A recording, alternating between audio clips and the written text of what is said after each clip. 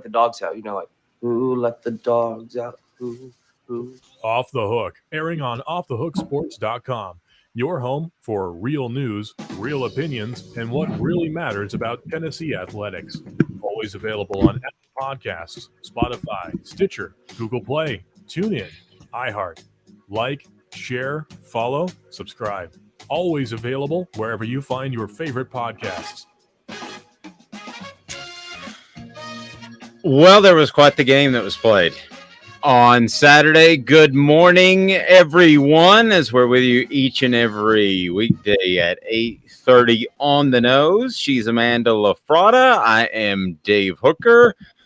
Amanda had the not so joyous occasion over the weekend of battling a stomach bug. So we don't want details, Amanda, but it is great to have you back. How are you, young lady?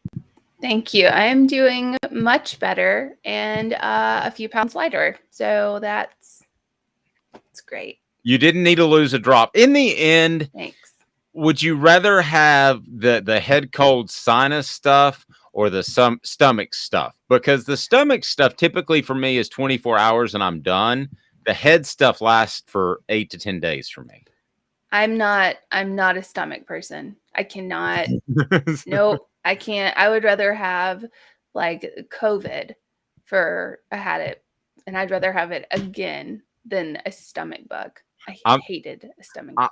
I'm the opposite. I would rather, and it's probably because I've been a fat kid my whole life, but I would rather just check out and lose a little bit of weight and it be 24 hours as opposed 24, 36 hours, maybe 48, as opposed to hanging around. Either one is absolutely terrible. So we're glad to have you back. Boy, a loaded show today. Wow. Jacob Warren, Tennessee tight end. How about that? How about we'll also have Cooper Mays, Tennessee's center, as they're a part of Off the Hook Sports, and we love that. We'll interact with you throughout the show, so get on that message board. Now, hit the like and subscribe button, and please share. We would greatly appreciate that as well. Like, subscribe, and share. And we're going to get to the down and dirty at 30. It's brought to you by Honeybee Coffee. Why should people order Honeybee Coffee, Amanda? I mean, at the end of the day, it's just good coffee. I mean, it's just really, and the Wisconsin accent is wearing off on me.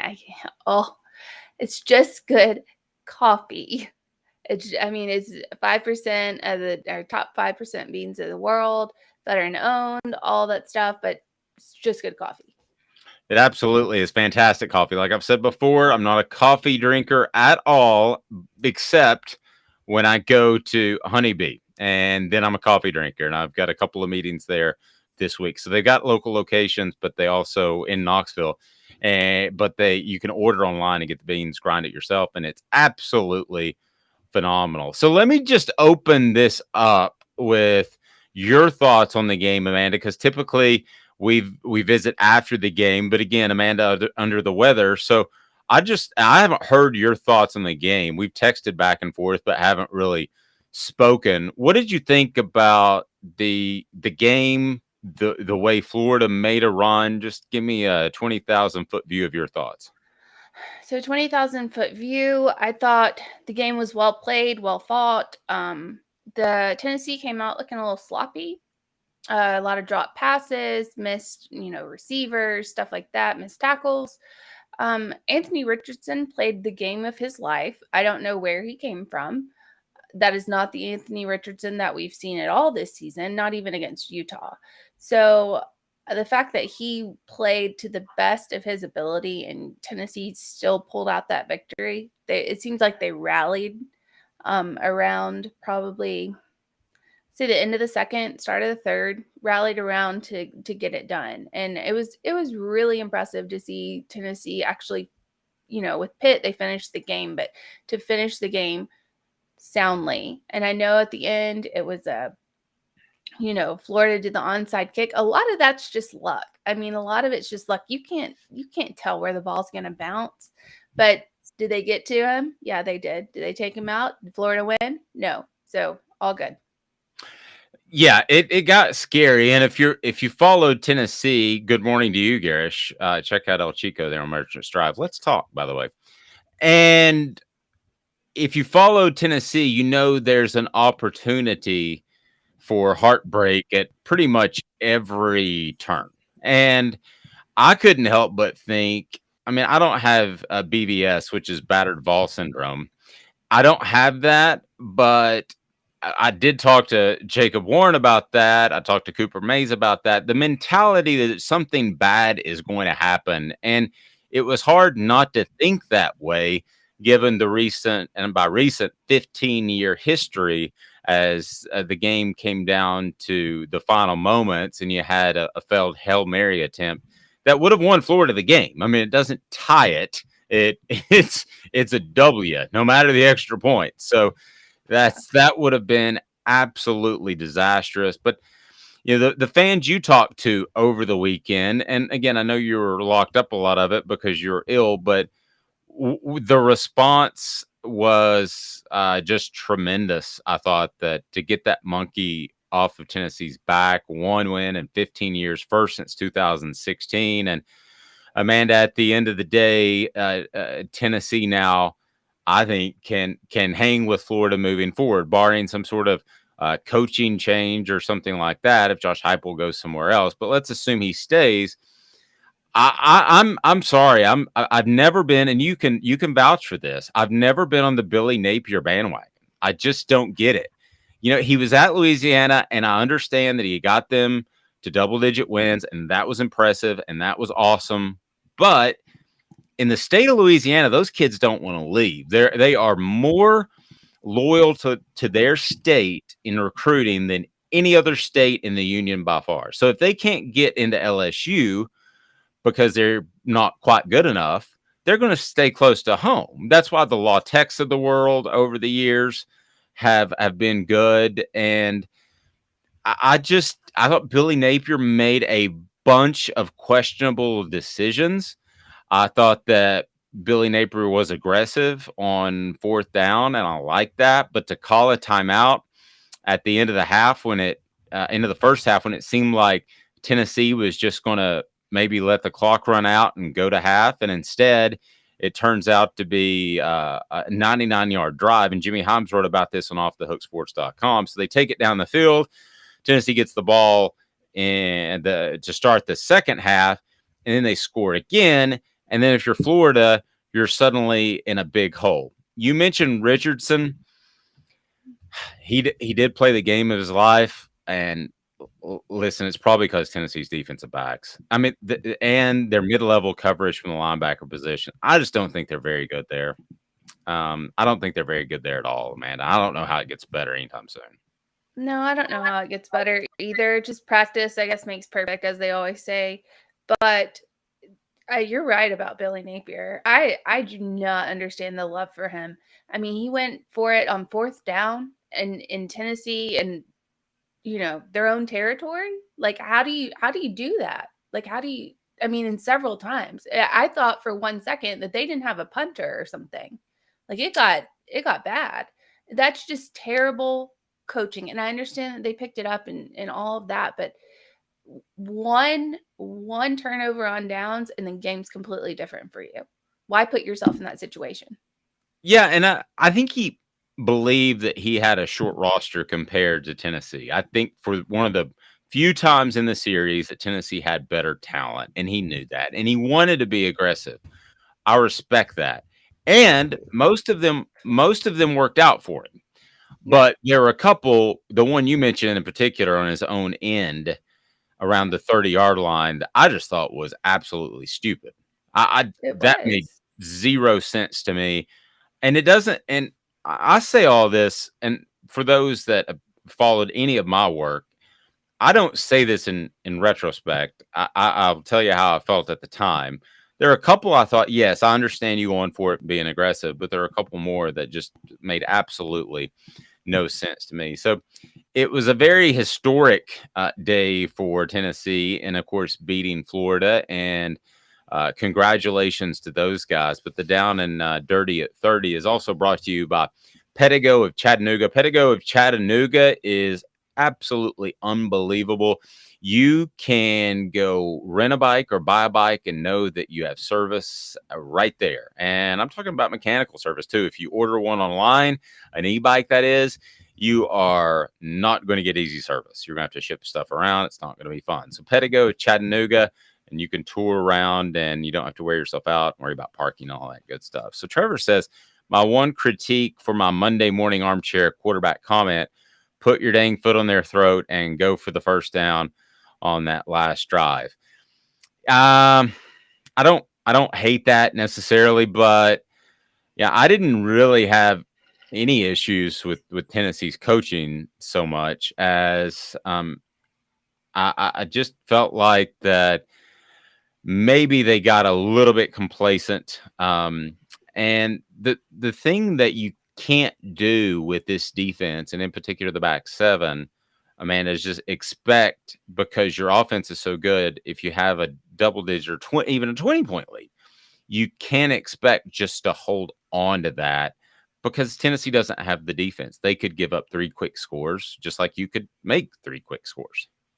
Yeah. I mean, it's good that they have the offense that they have, because like you're saying, you give up 3 quick scores, but the likelihood of you coming back and scoring 3 times very quickly is it's a good chance, especially with this, the way Hendon Hooker's playing. And what I felt was most impressive was, I know that Cedric Tillman is the best wide receiver out there, and he was missed to an extent, but he wasn't really missed. I thought that was very, that was very a good sign for Tennessee going forward. And Bru McCoy stepped up. I mean, Bru McCoy played lights out. So, boy, and after the game too. I mean, for him, some of the things he said were just like wowzers, impressive. He talked about the fact that he's happy just to give back to his teammates more than anything else. And I just thought that was unbelievably impressive. It's the exact opposite of what you would think Bru McCoy is. He had, here he transfers 1, 2, 3 times. He goes from Southern Cal to Texas, back to Southern Cal, and then to Tennessee. You have the domestic violence allegation, and that's all I'm going to call it because nothing came of it. Yep. And then you have him suing the university. So if you don't even know this guy, if you don't meet this guy, you're thinking, whoa, who needs that sort of baggage? But after the game, it was all about, I want to give back to the team. I want to prove to them. And there's just this pervasive culture, and I don't want to wax poetic, overly poetic, but there is this pervasive culture at Tennessee that they want to do what's best for the team. And I think Bru McCoy was quickly indoctrinated into that. So as far as any sort of baggage, he left it at LAX, which is good. Yeah, I totally agree with that. And this Bru McCoy situation, and I don't want to harp on it because I know I've covered it extensively, but it just shows you that players aren't always what they seem and portrayed, and universities aren't always what they seem and are portrayed to be. USC continually comes out looking like the loser in that situation over and over and over by what it does, by how Bru McCoy has acclimated this Tennessee program, about how, excited he is and a part of the team. And it just keeps looking like USC was in the wrong. I mean, just every single day. No, I can't argue that. So some of the numbers are crazy if you look at what Tennessee has accomplished over the first month of the season. Tennessee continues to skyrocket up the rankings. The Vols now have moved up in the AP and coaches poll for 4 consecutive weeks. By the way, can somebody determine if the coaches poll is sponsored by AFCA or USA Today Network? Because it depends on what you click. So just somebody figure that out and shoot me a text and let me know. The Vols, USA Today. I know, but Tennessee had a release for AFCA. Nevertheless, maybe it can be one day the off the hook coaches poll. The Vols beat. That's probably pricey. The Vols beat bit. Florida 38-33. I've got lofty goals. The too. record 4-0. Tennessee ranked number 8 and number 9 in the AP and coaches poll, respectively. The first time the Vols have been in the top 10 since 2016. Tennessee last earned the number 8 ranking in October 2006 when it also took the 8th spot going into matchup with LSU. That, according to UT Sports Information Department, Tennessee, of course, has an off week and they will travel to LSU. So some of the history that is involved with this, which is just crazy bizarro. The Vols 38-33 win over the Gators is one thing, but how about the first time that Tennessee has scored 30 points or more in their first 4 games in a season since 1993? That's Heath Schuler Day, kids. And we're talking about 2 ranked opponents, one on the road. The Vols also have scored 194 points this season in 4 games, the most for any Tennessee football team since 1915, which managed to score 202 points, I guess, in leather helmets. As for the most points scored by any SEC team in its first 4 games, guess who that would be? That would be Alabama back in 2020. They did okay. They went undefeated and won a national title. They scored 200. Yeah, that's not bad. Tennessee would probably take that. Alabama scored 194 points in 2020. So they're pretty good. Tennessee's offense is thriving. The Vols have the longest streak of scoring 30 points or more in the SEC. The Vols have topped the 30-point mark in each game since facing Georgia November 13th last season. Tennessee 4-0 for the first time in 2016, which happens to be the last time the Vols beat Florida.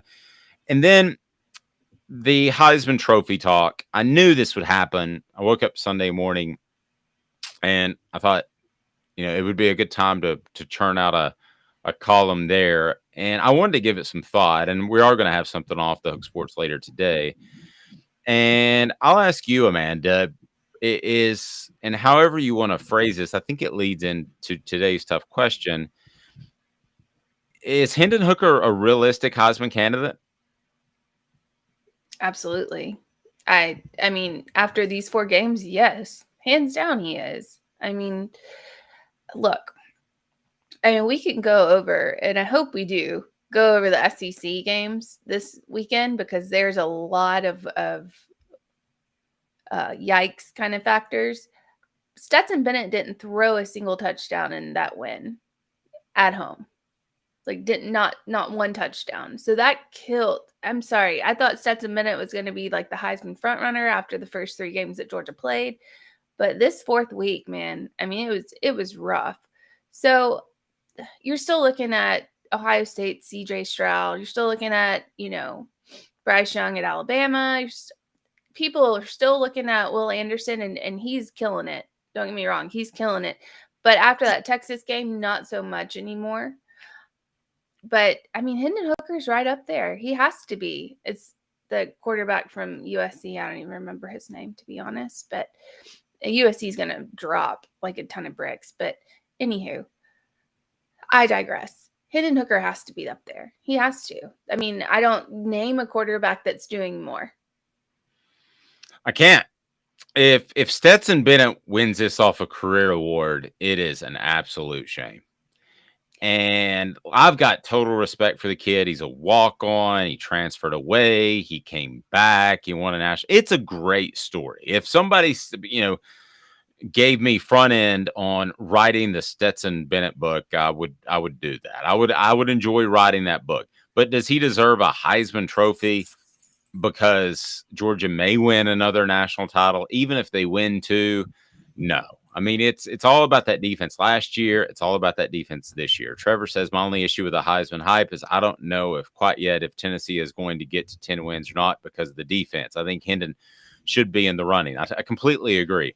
I think that's a major factor and something I will point out in my column later today. And Amanda, so let's get to today's tough question. Let's talk some Heisman. Is Hendon Hooker a real Heisman candidate. You say absolutely, but you're better at phrasing these things than me. So how would you like to provide the options out there?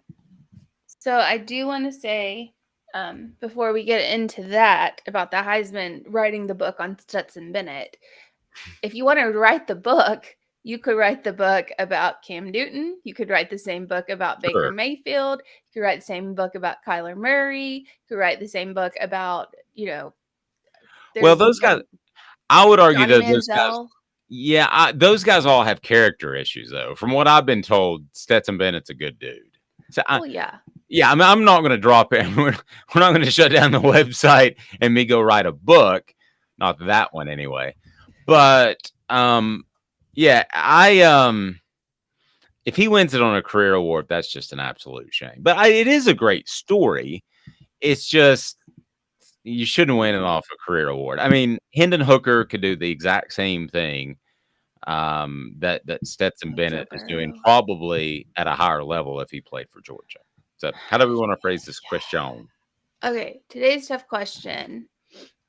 How likely is it that Hendon Hooker will be in New York for the Heisman ceremony? What do you think about that? Yes, I love it. I love it. I wish they would take 5 every year. It really depends on the number and how close it is. They don't want to bring a guy up there that has 0 chance. I hope he gets to go there. It would be a great story. Also, because I would go. I mean, just a little self-interest. Sometimes at the end of the day, it's about Dave. And I think as a voter, I can get credentialed, even though it's sometimes tough to get credentialed at Tennessee to watch them stretch. But that's a whole nother story. Today's tough question is brought to you by Big Orange Phillies. Big Orange Phillies, a great place to watch the game and watch ball. And there's some ball going on tonight. I don't even want to talk about it because it's a team that I like. But you should go. Yeah. Yeah, it just I don't know what to think of that team. Big Orange Phillies is the place to go. The food is fantastic. It's there in North Knoxville. It's easy to get to from Maynardville. It's easy to get to from Powell or Halls, and you should go there. So how are we going to phrase the question? So it's how likely is it that Hendon Hooker will be in New York for the Heisman ceremony? And the 4 options are not at all. Probably not. I could see that. And he's definitely going. Okay. I dig it. Let's get to Cooper Mays, who visited with us yesterday, brought to you by City Heating and Air Conditioning. That's today's tough question. That will be posted on our Twitter, and you can take part. So here we go. Cooper Mays, Tennessee center. And by the way, I just want to point out the high snap was not his fault. He saw the guy off sides. He quickly snapped it. I noticed it. I confirmed it with him actually after the interview. And Hendon Hooker didn't know the ball was coming. So there's no mistake there on his part. So I'll just say that. Defending my guy a little bit. Here is Cooper Mays on Off the Hook Sports. I just want to say congratulations, man. I know that's a big one for you. Yeah, no, definitely. Yeah, starting out 4-0. Great performance by Hendon. You know what I'm saying? We grinded out, long game, good win at home. Fans were great and everything, so got to be happy with it. Yeah, so let me I was going to get to this eventually, but let me go to Hendon for just a second because you mentioned him specifically. Obviously, he's the leader of this team, but he was very open and honest at the press conference saying the goal is still to get to Atlanta. It wasn't just to beat Florida. Having that leadership and having that mindset, how important is that? Yeah, it's very important. I mean, I think it's easy for, a team that maybe hasn't seen great success lately, you know what I'm saying? So it's easy for a team like that. Maybe if you could see somebody getting complacent, after getting a big win and everything. But I think, having people like Hendon and that in the forefront and the leadership spots that are letting this isn't over. We got bigger stuff to accomplish. It's important for sure. So how does this team not become complacent? You got an off week. You could sit back and feel really good about yourself, or you could take another approach. I mean, really the biggest thing is you just got to keep going on the path that you're going on. I think we've got a great group of guys that, kind of keeps their nose to the grindstone no matter what's going on, whether, win or lose. I think we've kind of got the right mentality. So just kind of, keeping on the track that you're going and not veering off at all. That's the way to keep it where it needs to be. Hit that like and subscribe button and share, comment below. And if you get any questions for maybe Cooper next week in the off week, we'll work those in. And we certainly appreciate City Heating and Air Conditioning for making all of this possible. So you guys are in complete control, I thought, at one point in the second half, and then it kind of slips a little bit. What's the mindset there as what looked like you guys were going to run away with it suddenly becomes a much tighter football game? Yeah, I think what I was thinking the whole time was that, the game's not over. I mean, it's easy for probably somebody to be like, we're up 17 points or whatever with 8 minutes left, I think it was, and probably everybody in the stands thought it was, a done deal and everything. And, kind of Coach Heibel talks about, it's not about what it looks like in the middle or at the beginning, but at the end of the game, we got to be +1 or a lot more. So, just kind of not thinking that it's over until the clock hits 0. You know what I'm saying? There's a lot of people that probably thought that it was over, but as you can tell and as you saw, a game's not over until that clock hits 0. So you got to keep the right mentality. Where were you? What were you doing on the final play when a Hail Mary could have just broken your heart and broken everyone's heart? Yeah, I was actually standing with Jacob, the other person you have on the podcast here. So I do, yeah. he was, Was it you, Jacob, and Theo Vaughn together? No, it was close though. It was close. He was a few feet away. We probably should have had him there. He probably would have had some funny stuff to say to cheer us up. But Jacob was over here. He was trying to keep everything positive. He's such a positive person. And I was like, oh my goodness. I was like, not this. You know what I'm saying? It can't be this way. But yeah, it ended up working out in the end, and it was a great time. So the history, so does Jacob, but you know the history of the heartbreaking losses that have happened. And you said you grew up a Tennessee fan. Your dad played for them. So in the back of your mind, are you maybe a little more concerned against Florida than another opponent that something could go awry? I don't know if it was as much as about it being Florida or just kind of just being a Tennessee fan my whole life, but I feel like everybody that's a Tennessee fan, deep down has had a bad taste in their mouth because some stuff just doesn't go our way sometimes, I feel like, at the end of the game, usually. So, just, I don't know. You know how it goes. Just sometimes you just get a little bit, thrown off by the history and everything. But we've been able to come out with 2 overtime, or not an overtime game this time, but the overtime game at Pitt, and then, a game that came down to the wire this time against Florida. We've been on the right side of it. So, yeah, it's been a lot better than what it used to be, I feel like. I want to ask you how big that is mentally. Again, the Vol Report with Cooper Mays is brought to you by City Heating and Air Conditioning, cityheatandair.com. If you want to learn more, it's about integrity, and they're going to give you exactly what they promise, and they're going to provide that service for you. City Heating and Air Conditioning brings you the Vol Report. So, Cooper, now that you've had 2 games that have gone right up until the bitter end, especially that Pitt game, how much does it help the confidence of this team? Because there's a good chance you guys are going to be in a tight situation again before the end of the season. Yeah, I mean, it's huge. What I think back to is when I was in high school, my freshman year, we had the best team in the state. We were loaded talent-wise. We had Amari Rogers, who is at the Packers right now. Me, Cade, Brian Tucker, he's at Clemson. And then our quarterback was Chase Cunningham, who just got done beating Miami at Middle Tennessee just beat Miami. So he was a starting quarterback. He threw for 400 yards. So he's a stud. So, I mean, we were loaded. I didn't play a second half of football that whole year. until the last game of the season.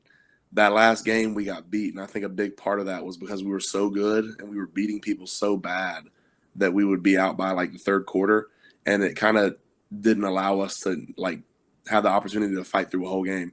So having like big games like that go down to the wire, I think it prepares you for, winning those tough games down the stretch for sure.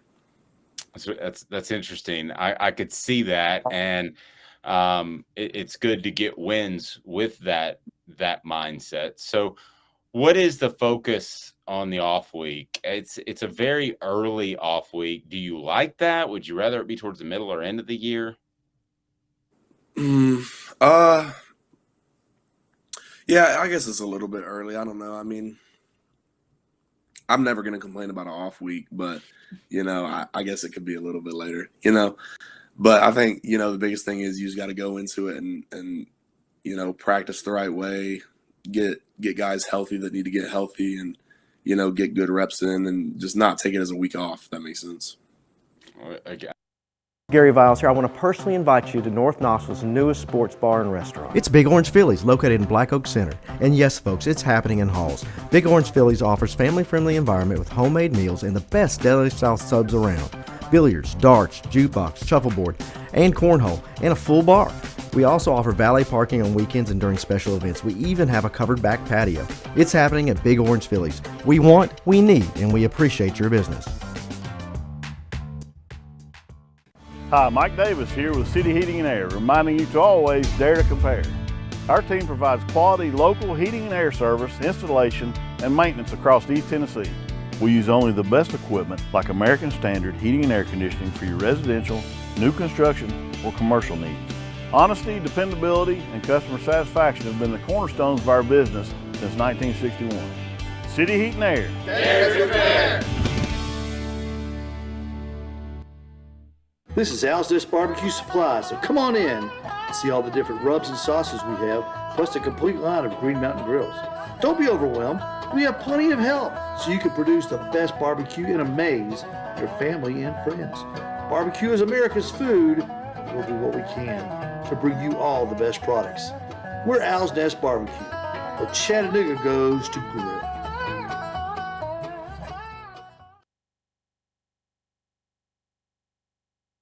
Do you want to own the more that owns every job? Then get to Vassey Lawn and Garden in Cleveland and get you a Toro. I'm David Vassey, here to talk to you about Toro. With a Toro Zero Turn, you'll get more out of every minute and you'll reach the finish line faster. At Vassey's, we like to say, no matter if you're mowing 3 acres a week or 11 lawns a day, homeowners and business owners alike find confidence in equipment they can trust from top to bottom. Vassey Lawn and Garden, Highway 60 North in Cleveland. Man alive, it's worth the drive.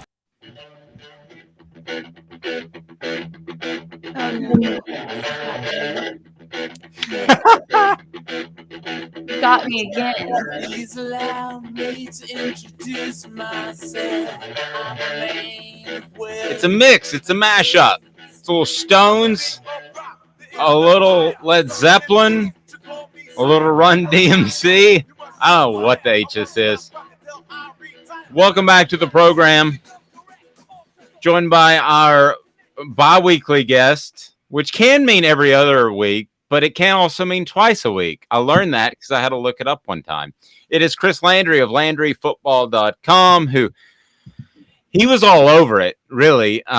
Last week, Chris Landry said, and if you haven't been to LandryFootball.com, you're insane because you'll know more about football than anybody else that you roll with. And Chris said last week, run a bit of a muddle pass rush, make Anthony Richardson beat you, which he played well because Tennessee's not great on the back end, but ultimately he couldn't do that. And Chris, I thought of you when he broke that 11-yard run on the first drive. I thought to myself, uh-oh, are they going to lack gap protection? But ultimately, as far as Florida's offense versus Tennessee's defense, that was the key. And Richardson played well, but he didn't beat him with his legs. I think Chris. Chris, Chris. You may be muted there. I think we'll get Chris there. He'll figure that out. But yeah, I think that was the one concern that Tennessee had with Richardson. Then we had a couple of people that were chiming in on the message board. One person saying bad angles, poor tackling, very little pressure from the defensive line. Run defense was stout for the most part. So Chris is going to bounce out and come back in. We'll get him. Vols Time said it's easier to block. Nowadays, it's easier to block a 300-pound man or a 240-pound man. There's some truth to that. Aaron Donald is light and very, very good. So, and as a matter of fact, Cooper Mays, if you go to our YouTube channel, said the very same thing. So, Vols Time, that is a fantastic point. Please like, subscribe, and share for Chris Landry and Cooper Mays and Jacob Warren. And let's see if we can get Chris back in here. Chris, we got you? Yeah, can you hear me now? Yeah. Got you I loud. don't know. I kept hitting the unmute button, and it wouldn't let me do it. It wouldn't let me talk about this game. So I don't know what was going on. That's all right. Well, like I said, you could hear us though, right? I did. Yeah, it was obviously always good to get a win. The game plan for Florida worked. They had, I think first of all, offensively for Florida, control the football. I thought they worked Tennessee's defense pretty well. They possessed the football. And the biggest thing, as I mentioned last week, is, yes, it keeps Tennessee's offense off the field as much as possible, but eventually they're going to get the ball. The other thing that is probably not talked about enough, and I know we talked about it, I think we talked about it here, and I know I talked about it on Landry Football, is when you take a team that's offensive oriented and you can take them out of their rhythm by keeping them off the field. They can't develop their rhythm. They can't get a lather going. And I thought that it affected Tennessee's offense early. I mean, they had a fumble early. I mean, it was really the pace that Florida wanted. But in the end, I thought Tennessee was going to get their points, and they did. So, listen, I think that certainly there was some questionable decisions and all of that, but I thought the game plan for Florida was really good, and I thought they did everything they needed to do to give themselves a chance. But in the end, it was about Tennessee and their sloppy play that allowed Florida back in it. But I think they did a pretty good job for the most part containing Anthony Richardson's run. I mean, he could kill you if you don't watch it, and he didn't kill him. But I tell you what it did, and this was where I think shows flaws in Tennessee's defense. He was able to have some success throwing it more than certainly he did against Kentucky, or even because I think that when you have to overplay the run to some degree, it opens up spacing in the passing game. So, look, I mean, I know it's about Tennessee, but it's also about the game and how I saw it. I thought Florida did everything they needed to do to have a chance to win it. And I thought Tennessee weathered the storm, did a good job, and then just kind of messed it up, quite frankly, with sloppy play, which is something that's becoming, pretty consistent with this team. And it's going to get them. I mean, they're going to play better teams. They don't clean things up. I mean, they are very sloppy, and I thought they allowed, some uncovered guys, and all of a sudden Florida's, got a outside shot. And, that's a game in which I thought Tennessee could have won going away, and they didn't.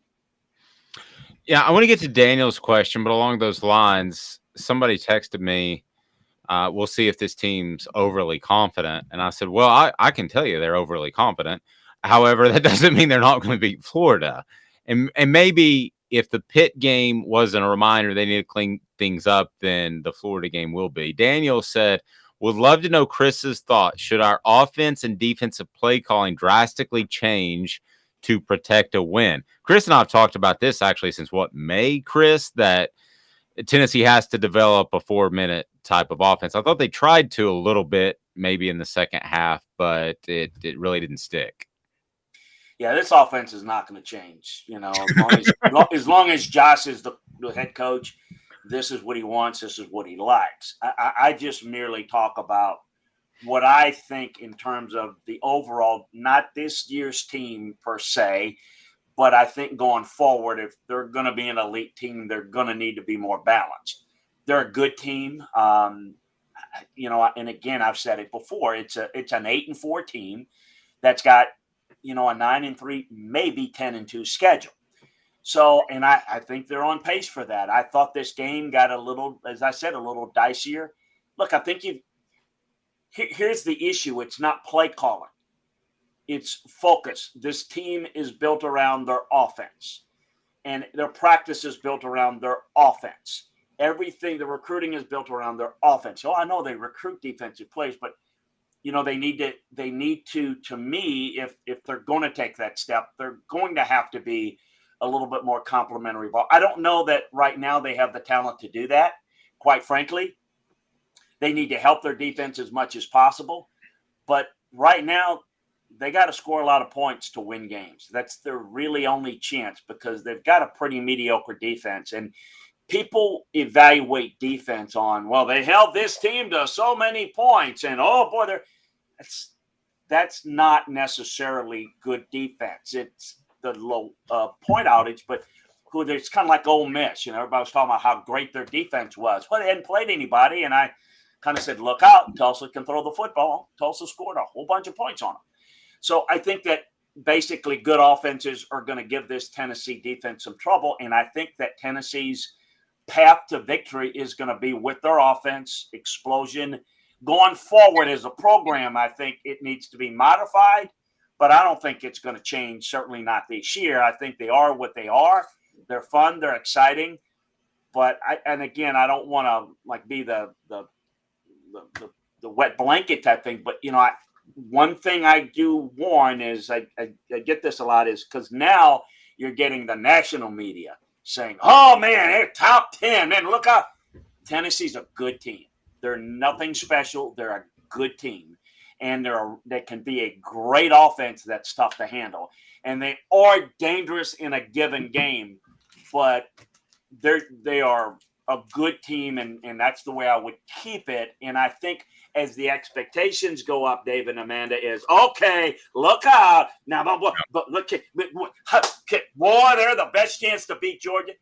Georgia will pound them so bad that it's likely, unless if this team makes the type of mistakes that they did, Georgia and an Alabama would pound this team. Tennessee's going to have to play a very clean game in games like that. Now, I don't think anybody expects them to beat Georgia or Alabama.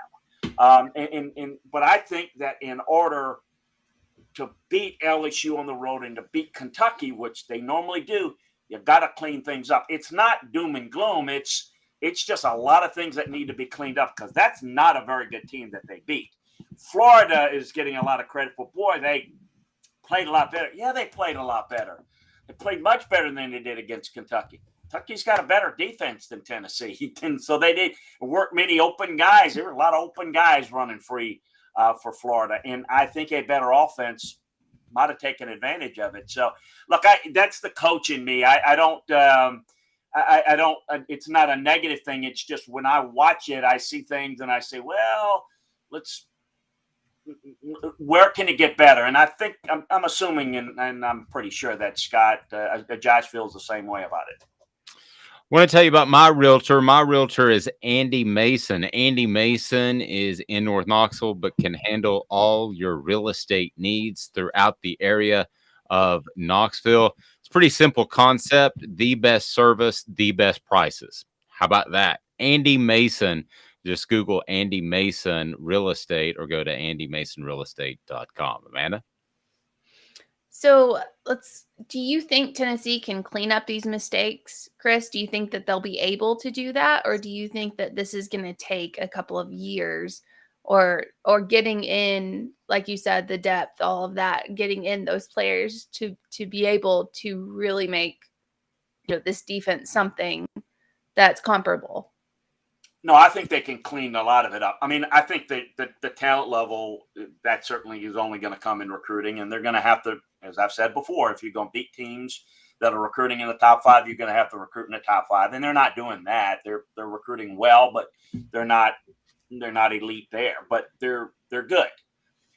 In terms of cleaning up the mental errors, that has nothing to do with talent. That's discipline. That's on the field discipline, coaching. Not talking about guys getting in trouble, but that's on the field focus, intensity. That's just fundamental. That's something they have to correct. They should correct. They need to correct it. I mean, again, if they play like they did against Florida, they won't beat LSU. They won't beat Kentucky. They're going to play better. They're going to clean this up. They have to, and I think that this is going to be a particular emphasis on it. I think they're good enough. I think they're a much better team than they showed. Look, I look at things from people tend to look at how good a team is based upon how many highlight plays, explosive plays that they have. We live in a highlight world.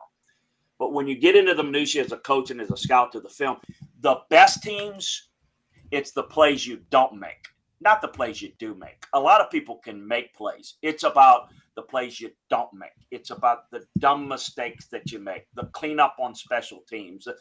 That needs to be emphasized more. That needs to be coached better. It needs to be executed better in moments. It can be, I think, here's the positive. I think that's an easy cleanup. It is an easy cleanup. It is just getting to it. So I think there's a lot better football. And look, I think that maybe in the past, this Tennessee team wouldn't have won a game like that against Florida. You know, the comeback might have collapsed. Yep. They found a way to win it. So that's good, and that's something to build upon. But in that, you got to really drill down on the tape and say, guys, this ain't good enough for the rest of our schedule now.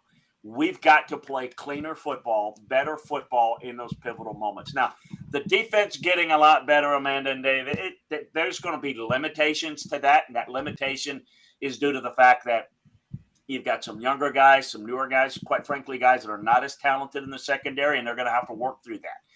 And I think as games go along, you never stay the same. You either get better or you get worse. So you absolutely need to get better. If you're not getting better as the season goes along, you're doing a bad job as a coach, unless you're debilitated by injuries and you just have a different type of team at the end of the year. So I think there's a lot of growth room here.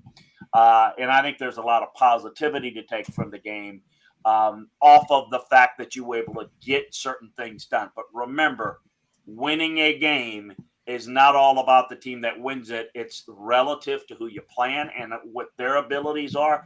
I guess what I'm saying is I'm really surprised that this game got as close as it did at the end, because every aspect going into it and watching the game, it fortified what I thought. This Tennessee team right now is a lot better than that Florida team. And the result showed they had some, issues in that game that I never really felt Tennessee was a threat to lose it, but it was a lot closer than I thought. And I know as people kind of think, well, we always struggle with it. That to me, that history doesn't mean anything, because these guys are not part of history. To me, this is a much better team, and they didn't play like the much better team. You got away with a win, which is great. Move on, get a win, nice record. Now let's get better, because I think you're going to need to in 2 weeks. I think so. Chris's appearance brought to you in part by Owl's Nest Barbecue. Owl's Nest Barbecue, it has the rubs, it has the sauces, it has exactly what you need to be the best barbecuer. Is that a word? I don't think so. But the best barbecue will be right there on your grill or smoker because of Owl's Nest Barbecue. They are absolutely unbelievable. And don't forget about the Green Mountain Grill. They are phenomenal. So I know that Amanda wants to jump in here. She's got some things to ask. I did want to, just in terms of, I want to broach this subject because I talked to Cooper Mays about this yesterday. And here's 2 games. He went back to his high school as a freshman. He went way back. And he said he barely played in the second half of those games. Then they came out against a school that was close to his equal in talent, and they found themselves kind of lost in the third quarter because they weren't even playing close games in the third quarter. He said he didn't even think he played in the second half of any of the games. They were that talented. It's from Knox Catholic. I mean, some of these guys, Amari Rogers and those guys. So, and of course his brother. But how much does it help as a coach, as a player, to go through a couple of games that everything's on the line late. You've made mistakes and you overcome it, and you can put yourself in the situation in the future and feel confident about it. Just for the mental aspect, Chris, how relevant is that? Well, I think it can be good. I think it can be bad too. And here's what I mean by that. I think you've got to find a way to win. That's the good. That's the obvious. The bad is you tend to think, and this is in life, I don't care what it is. It's in sales or whatever, you get it done. I don't have to work as hard. I've got to do good. I don't need to, I think this guy's going to pay me. Whatever it is, you tend to, if you get away with it, you tend to think, I've got this. I always say this, and I learned this from Parcells. Parcells, when they won games, he was the most miserable SOB ever. Because the players knew they got all the answers. I got it. We won. We got, and this is why I think the best coaches are the ones that jump their time when they win. Because they're confident.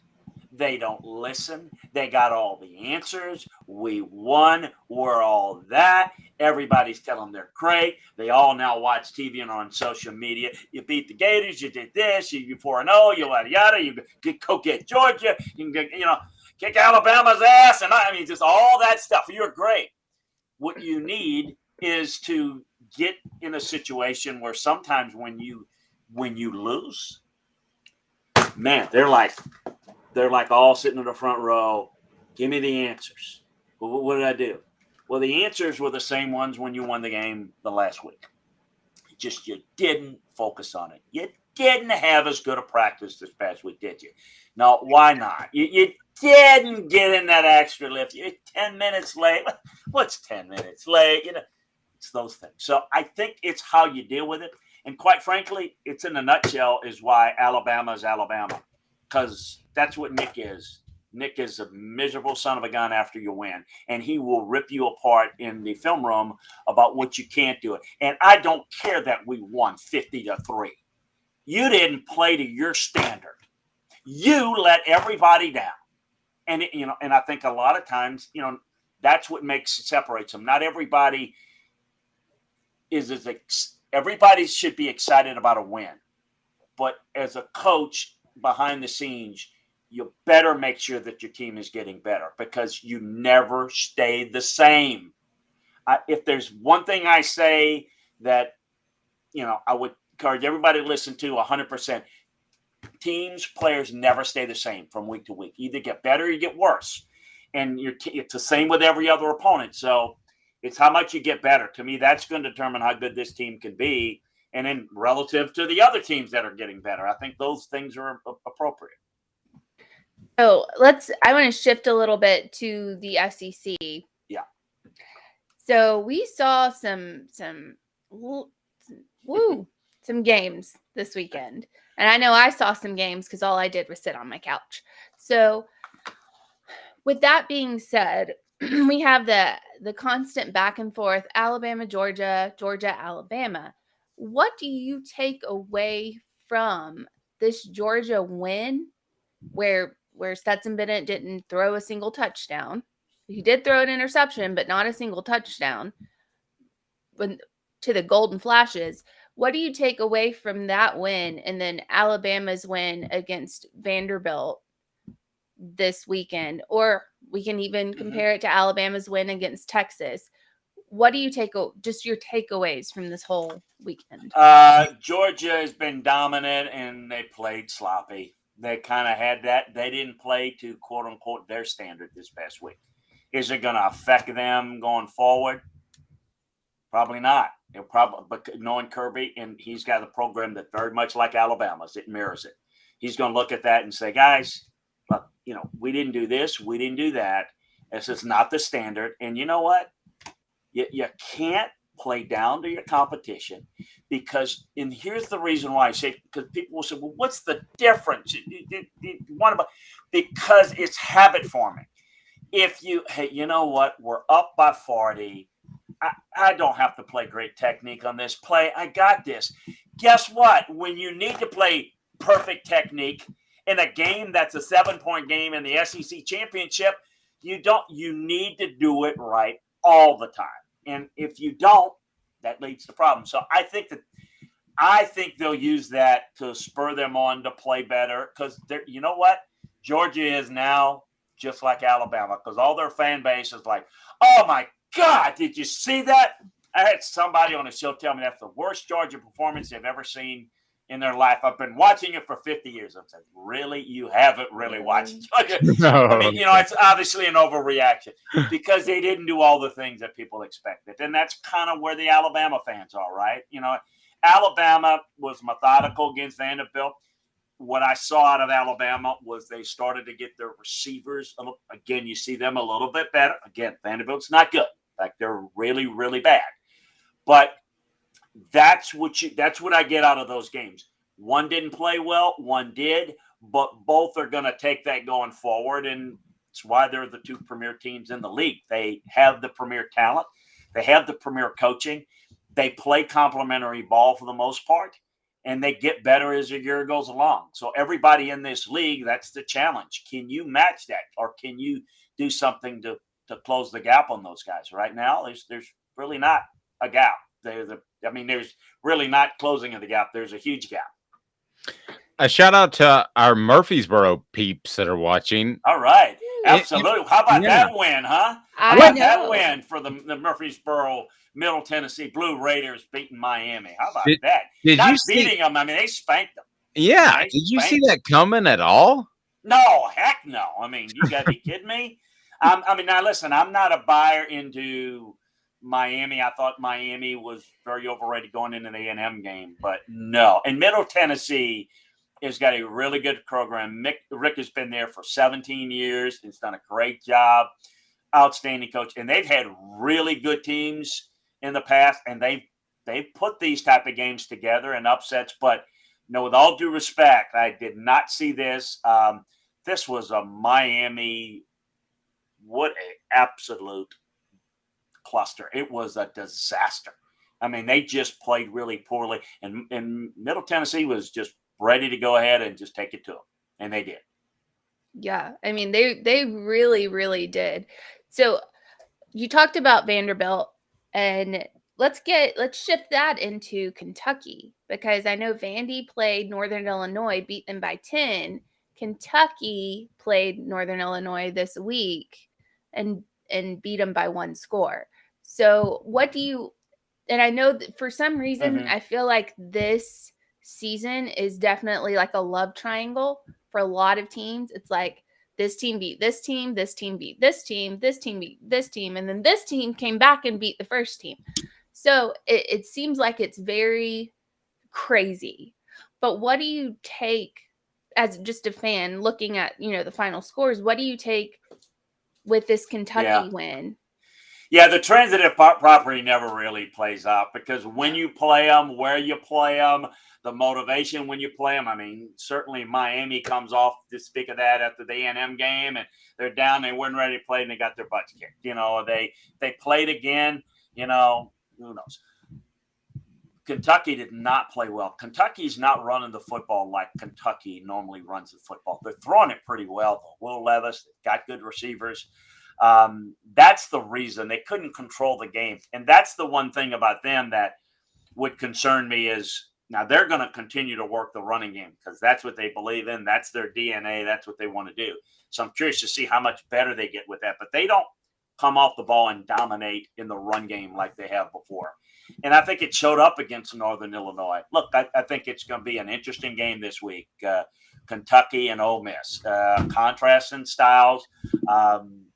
Kentucky may be in a little bit more of a shootout capability than the past. I don't think Ole Miss's defense is as good as people have thought, but we'll see. That's going to be a fun game to watch. I think we're going to learn, a little bit incrementally.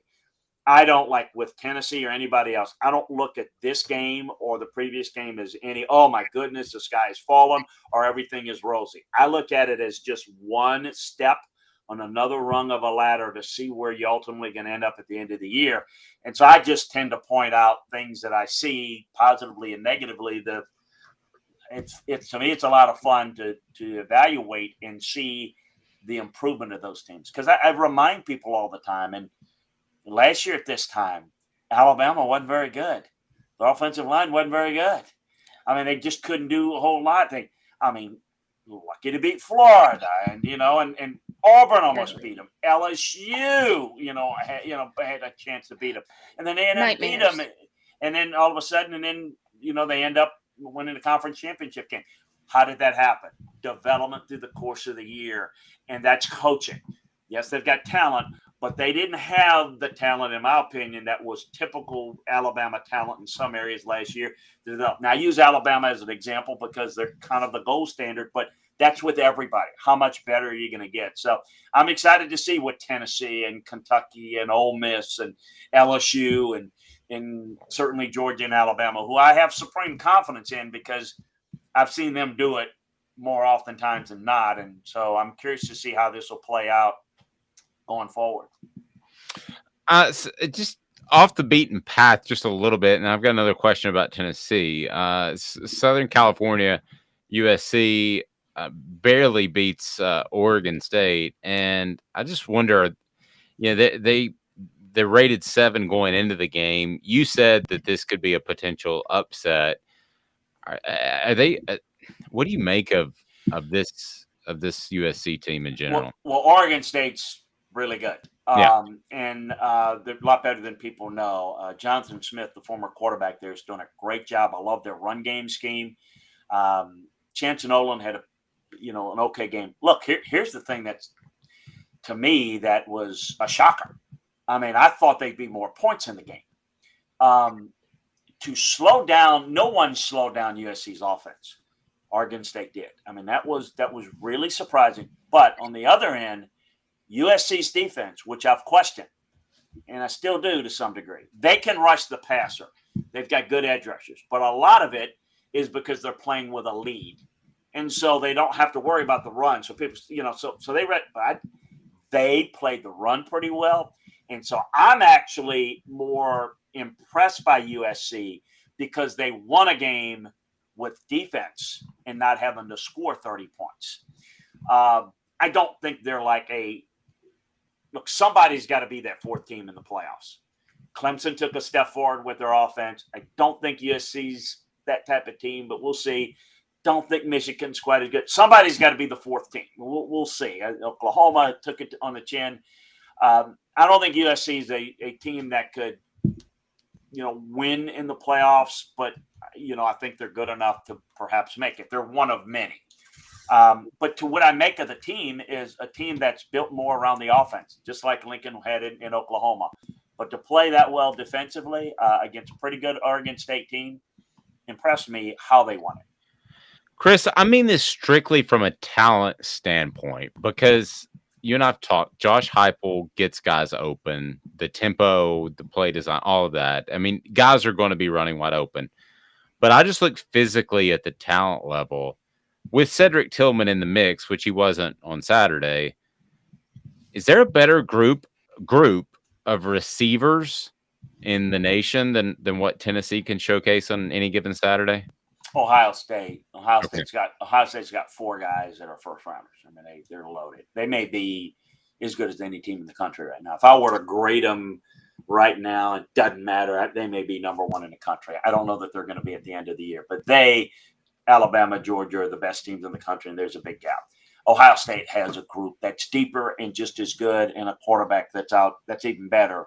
But Tennessee is on that short list and right up there. And Bru McCoy is everything we thought. We talked about all summer with both you guys, and he's really, really good. He's really talented, and when they get both of them healthy, it really opened things a little bit better for that offense to be more explosive.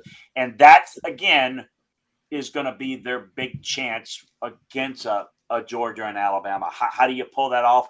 It's going to be with an offense, tempo, and getting those guys free. And Hendon Hooker played pretty well. We didn't talk much about Tennessee's offense in this game. They couldn't find the rhythm, but McKinnon's playing well and protecting the football. That receiving core is great, Dave. I mean, it's the duo is as good as any. Now, when you get into 3 and 4, there's some guys that haven't really played a lot yet. that are really, really talented at other places. But that duo of Tennessee's, I don't think they trade them for just about anybody. Chris's appearance brought to you in part by Craft Treats. Craft Treats has the CBD cannabinoid pet treats that will take care of your furry little friend, and your furry little friend will not be so anxious when it comes to car rides or loud noises or things like that. And also some have social anxiety. Goodness knows that I do. But also when it comes to older pets, Don't eat the treats, Dave. Don't eat the treats. when it comes to older pets like mine, he doesn't like jumping up on the bed quite as much as he used to. So he's a big Craft Treats fan. So I know we got to jump in there. I thought about you, and I thought about Craft Treats this weekend. So my neighbor, they're going out of town this coming Thursday, and they've got 2 little Yorkies. And they asked me to take care of them. So they did a little trial run. They asked if they could bring them over Friday night. Because they got one of them that's 15, and she's really, really attached. And then no. She's really quiet, and I feel bad because she's really attached to him and loving, but she's older, and and then they got the little one that's a year old. That's a like Energizer Bunny.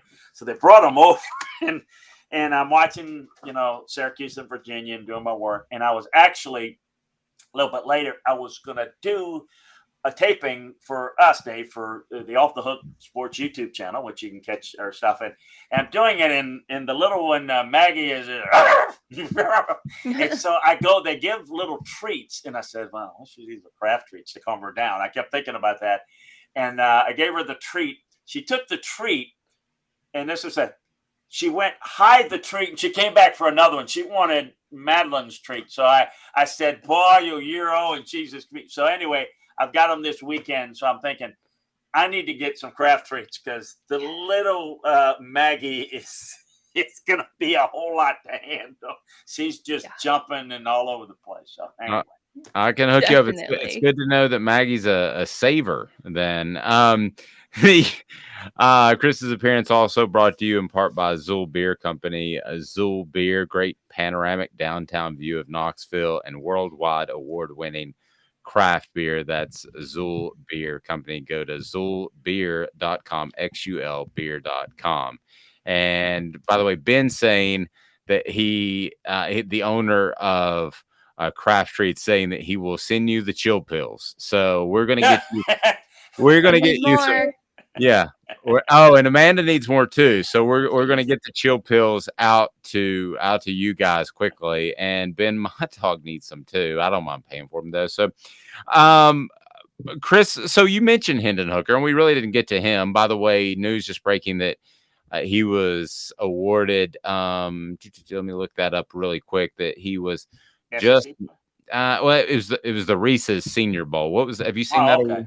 No, I haven't seen it. No, they do a little marketing over there at the Senior Bowl now. They give a player of the week and all that, which is great. Look, you are the winning quarterback on a team that beats Florida in a rival.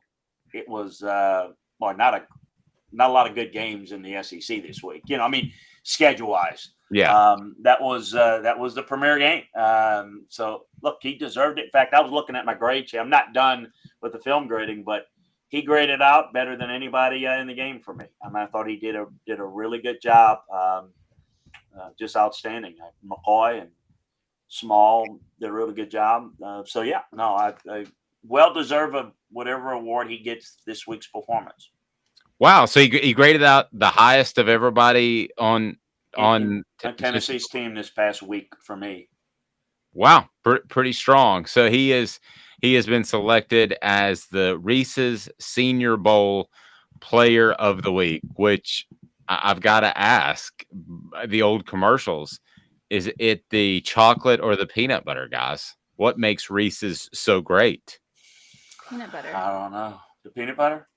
I don't know. I love the peanut butter. Yeah, it's got to be it's going to be all the above, I would think. It's that really is, like peanut butter jelly, peanut butter chocolate. It's there's one common denominator, and that's the peanut butter. Well, there you go. I mean, I think we've got it. I yield to Amanda. I think that's good. Peanut butter's good. Yep.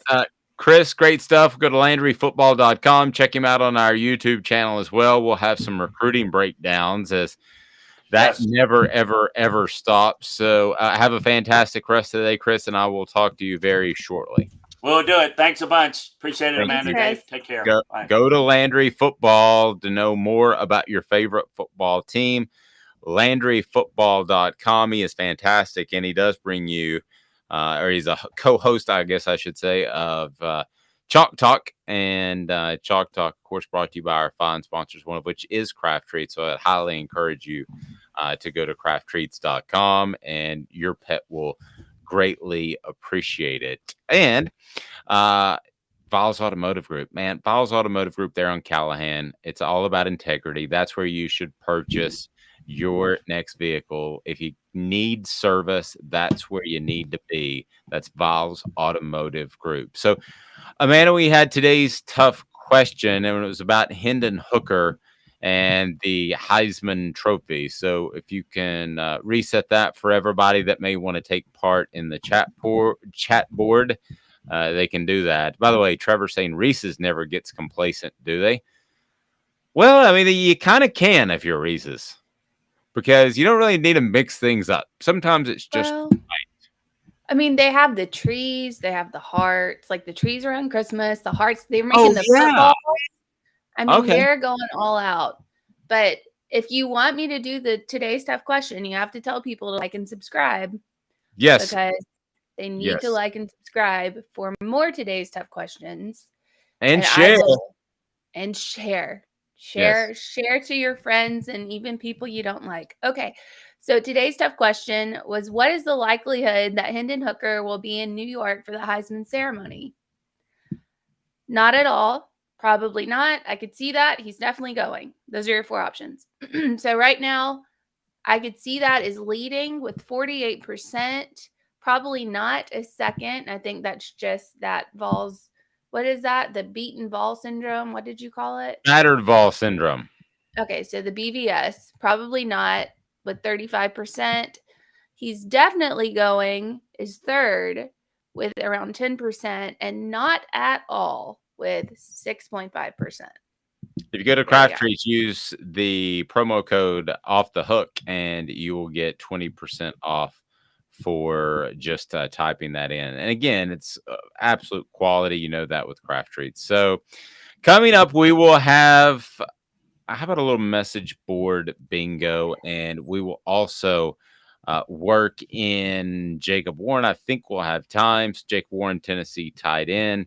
And a lot going on. So stay tuned. Back in 2 minutes, Mr. Viles. Folks, Gary Viles here, Viles Automotive on Callahan Drive. I've been selling cars here in East Tennessee for 27 years. In that time, I've come to realize it's not about the car. It's about you, the customer. So I'm here to take care of you just like family. Good credit, bad credit, you name it, we can get you taken care of. If we don't have it, we can find it for you. We go across the country to get any vehicle that you want. And here at Viles Automotive, we don't believe in fake numbers. We just give you great deals. And as always, we want, we need, and we appreciate your business. Do you want to own the more that owns every job? Then get to Vassy Lawn and Garden in Cleveland and get you a Toro. I'm David Vassy, here to talk to you about Toro.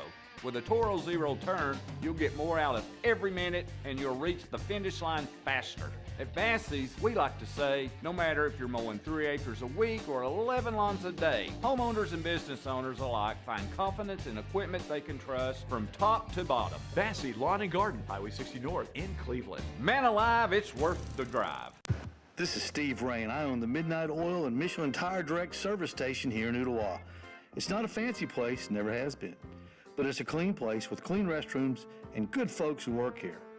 We sell gas and fix cars, nothing glamorous, but we love what we do, and we're going to keep doing it for a long time to come.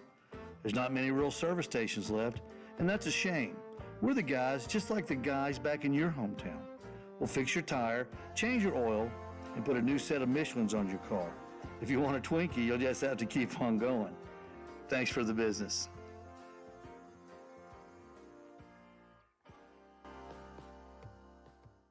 Hi, Mike Davis here with City Heating and Air, reminding you to always dare to compare. Our team provides quality local heating and air service, installation, and maintenance across East Tennessee. We use only the best equipment like American Standard heating and air conditioning for your residential, new construction, or commercial needs. Honesty, dependability, and customer satisfaction have been the cornerstones of our business since 1961. City Heat and Air. Dare to compare.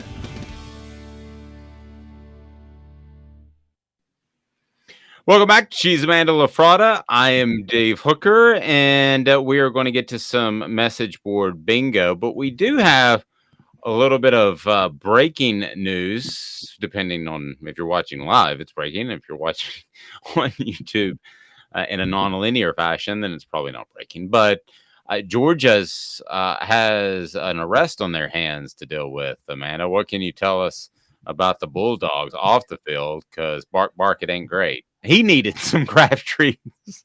Oh, apparently. He needed some craft treats instead of hitting the town after that very average win over the weekend. We got an arrest in Georgia? What the H?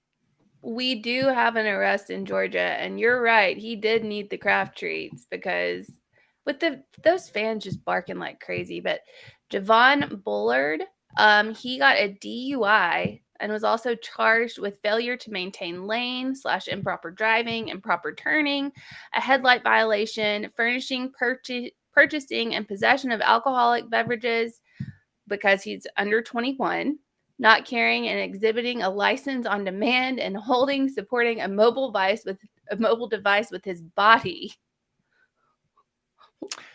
I had a buddy who got a DUI one time, and he really could handle his liquor. And I'm not saying it was okay to drive. It's not okay to drive, but he probably was okay. And the reason he got it is because a cop nicely pulled up next to him and waved at him. He was looking at his phone.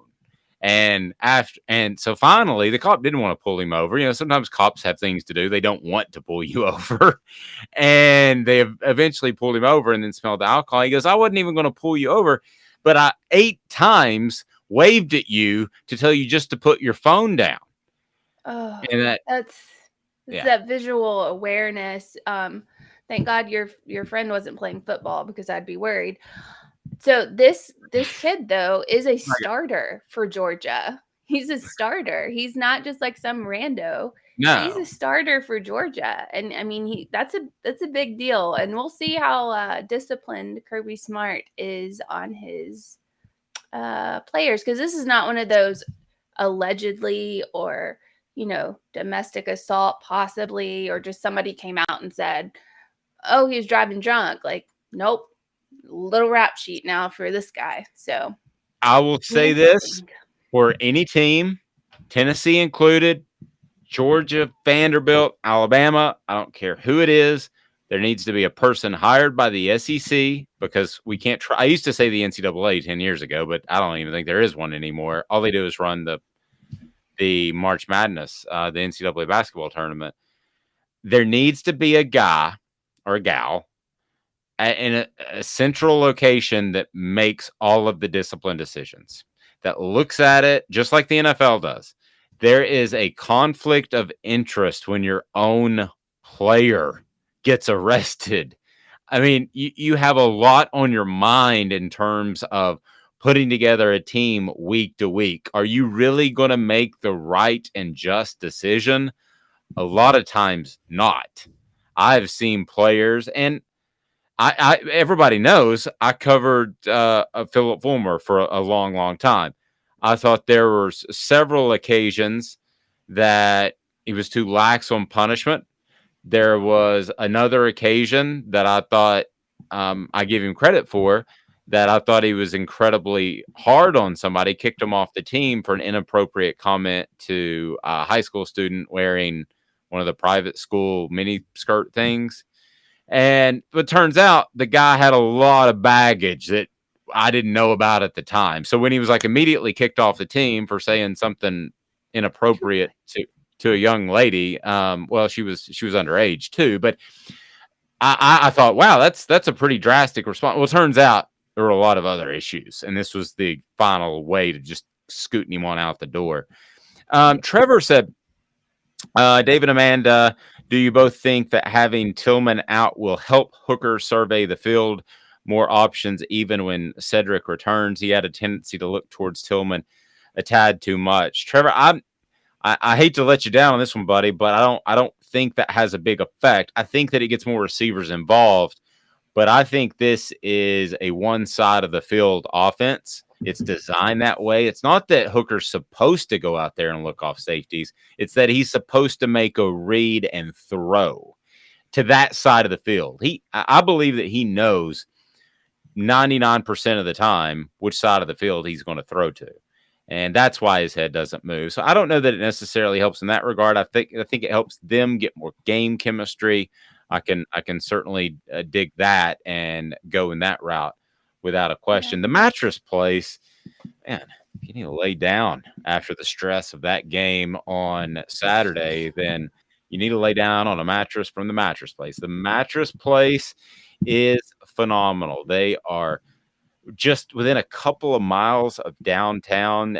They say Chapman Highway, and you think far away. It's not. It's very close, and it is phenomenal. The mattress place, 30 to 70% off each and every day. Over 225 5-star reviews on the Google, and that is not easy to do. So, Amanda, do we want to get a little bit of message board bingo here? I apologize. We will work Jacob Warren in today. That was not meant to be a mistease.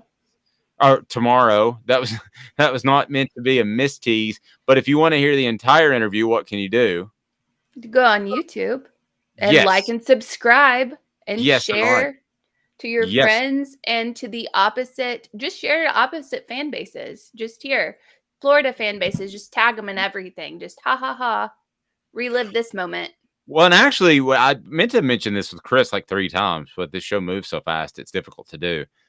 But Chris and I partnered together, so we are going to be carrying his previews of conferences and his recruiting previews and his gambling tips. He doesn't really make picks, but he'll give you tips. And like the Southern Cal Oregon State game would have been a fantastic one. He tipped me off on that. He said, I'm just telling you, this Oregon State team's really good. And it turns out that I'm sure the spread was more than 3 points. That's what USC won by. I guarantee it was. By the way, I know you were sick, so we didn't post your picks, but did you have picks at all? Okay. So you don't know what you did. So you're on the year 5-5 though, even, right? Because I think you were 1-4 and then 4-1. I think that's right. I was 1-4, 3-1, 3-1. So 1-4, 3-1, and 3. Okay, so we've had 7 of 7. Okay, yeah, you're even. Yeah, I'm even. Even. If you take out the first week, though, I'm 75%. Throwing heat. And speaking of throwing heat, so if you were me, and you had a day to take your son to see something cool. Is Baltimore too far to see the Yankees play and Aaron Judge perhaps be, in my mind, the real home run king? Because to be honest with you, the other guys were juiced beyond belief. Is Baltimore too far? Because they play the Yankees, they host the Yankees, and I asked Caleb. Actually, Caleb Calhoun is doing a great job at offthehooksports.com. If I could crash on his couch, and he's like, I'll be out of town. So that just leave the key, dude. Yeah. I'm like I think I'm the only guy that doesn't mind asking. And I also don't mind being turned down. So I was like, that's cool. So Caleb may just be hanging at the house and have a free couch, but he doesn't care. I'm not allowed to stay there. I think you're the only person right now who's speaking highly of Aaron Judge, considering all day or all during the baseball game, here they are just butting into games, showing us Aaron Judge. Like literally everyone watching college football, very little people cared. If they cared, they just tuned into the baseball game. I hated it. I couldn't. I know they were pushing it really hard. Do you know why I didn't tune in? Because I felt like I would jinx him. because I haven't we've had so much going on. I mean, Amanda and I work a lot of times to 10, 11 o'clock at night.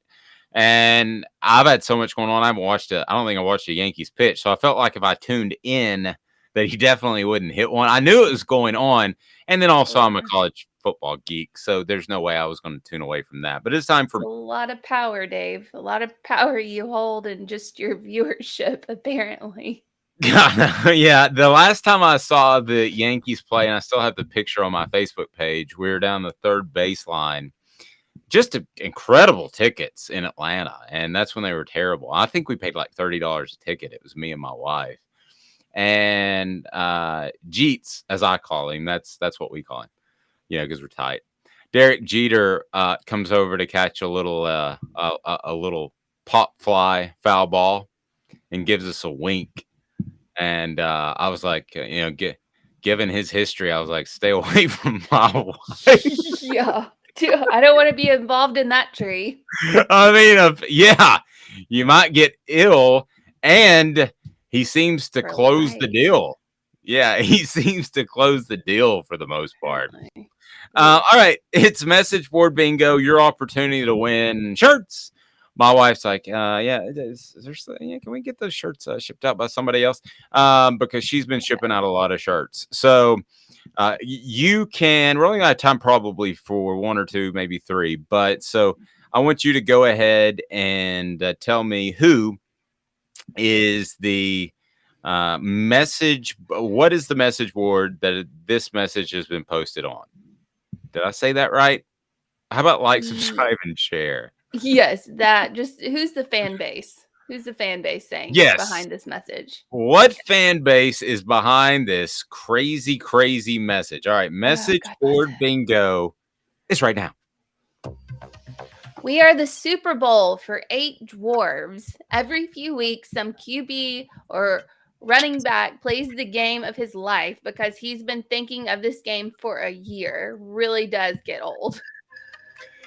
Okay, I purposely don't look, but this one was at the front of my feed this morning, and I saw it. So we're gonna move on. Well, now we'll give everybody.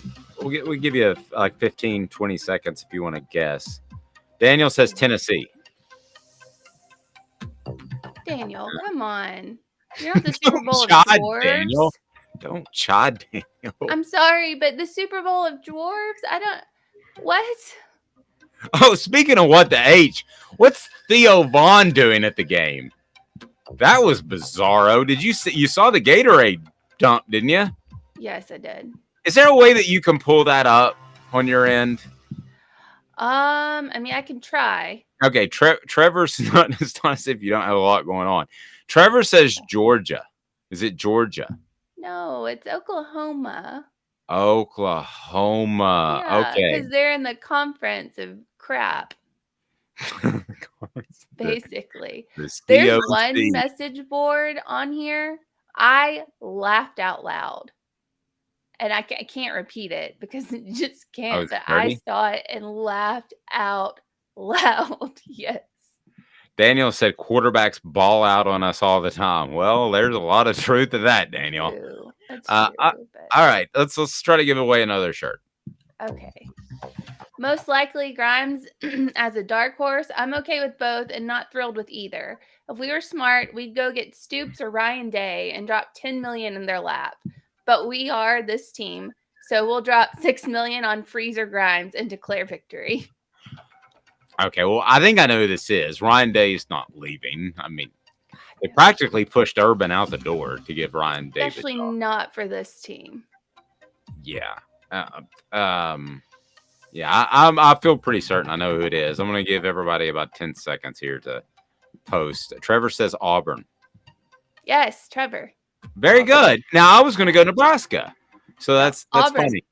Boy, and for those that watch the Auburn-Missouri game, I would be more than happy to provide you with a counselor in your area because that was one of the ugliest football games. I see this sometimes from a different perspective, Amanda, of games that I would absolutely hate to have to cover.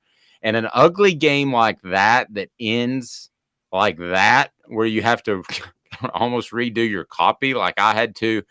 a little bit with Tennessee on Saturday night, but at least it was a good game. But to sit there and watch, I felt for everybody in that press box. I may have said a little prayer, like, please be with them, because that was two horrendous football teams. And it made me think, and we can talk about this tomorrow, and we will have Jacob Warren tomorrow as well. Is the SEC, we've already seen with Alabama and Georgia how they pulled away. And I wonder if you're going to see even more distance between the top and the bottom, if you're going to see a gaping hole in the middle.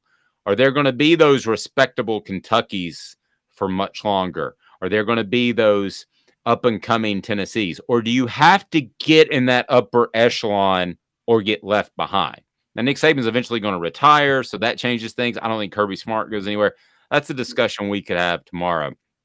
Sam said you would have an issue with the SEC office getting too cozy with certain schools. Now, he's talking about discipline, and I think that the SEC should take over and that the SEC should hand out discipline. But, Sam, you bring up a good point. There were a lot of people, a lot of Alabama fans in particular, that thought Roy Kramer gave Tennessee some preferential treatment going way back in the day. He lived in Maryville. I like to think that everybody goes into the type of professions that we do unbiased, or that he does unbiased, but I'm not sure. I mean, I just know that I called him Roy one time, and Jimmy Himes was nice enough to say afterwards, it's up to you, but you might want to call him commissioner. And I was like, that's a pretty good point. I was a young buck at the time, and here he is, a 70-year-old man. Hey, Roy. It was, and it's not like me, but I just, it was my first SEC media days. I was a little taken aback. Well, I guess it was my second, the first one with a real gig. But yeah, he did a lot for the conference. Was he a Tennessee fan? Yeah, I think so. But he did look at me weird. And then the question was, too, the thing that he really hated about it. I said, you realize this BCS thing that you're setting up just ranks teams for a playoff. And he was totally anti-playoff. So he goes, no, it doesn't. Well, yes, it does and did.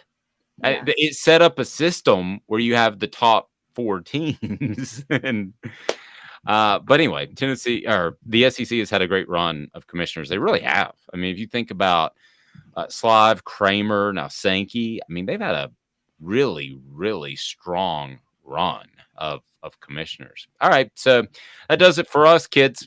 Be sure and check out the YouTube page. You can check out Chalk Talk with Chris Landry. You can check out Jacob Warren. You can check out Cooper Mays and more. And want to encourage you to be with us at 8:30 tomorrow, or especially watch, like, subscribe, share on YouTube. She's Amanda LaFratta. I'm Dave Hooker. This has been a presentation of Off the